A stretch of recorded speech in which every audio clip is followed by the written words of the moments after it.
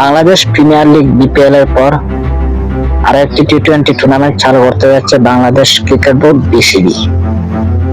এবার টুর্নামেন্টের সময়সূচি প্রকাশ্যে এসেছে। টি-20 ফরম্যাটটা এখন যেন বাংলাদেশের জন্য দুর্ভেদ্য। সংক্ষিপ্ত ফরম্যাট ক্রিকেটে এখনো নিজেকে সেভাবে প্রমাণ করতে পারেনি টাইগাররা। টি-20তে বাংলাদেশ ক্রিকেটারদের দুর্বলতার অন্যতম কারণ খুব একটা ম্যাচ খেলার সুযোগ না পাওয়া। বছরে মাত্র একটি টুর্নামেন্ট খেলতে পারেন ক্রিকেটাররা। বিপিএল এই টুর্নামেন্টে জাতীয় দলের ক্রিকেটাররাই বেশি খেলে থাকেন। এবার স্থানীয় ক্রিকেটারদের টি-20 অভিজ্ঞতা বাড়তি একটি টি-20 আসর আয়োজন করতে যাচ্ছে বিসিবি। গতকাল মঙ্গলবার মিরপুর গণমাধ্যমের মুখোমুখি হয়ে মিনহাজুল আবিদিন নান্নু জানালেন টি-20 টুর্নামেন্টের শুরুর সময়।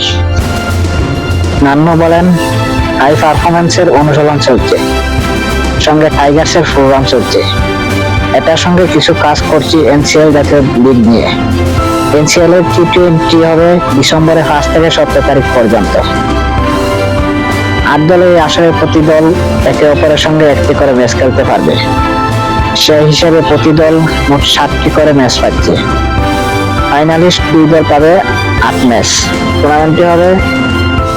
টুর্নামেন্টটি হবে মোট 29 ম্যাচ।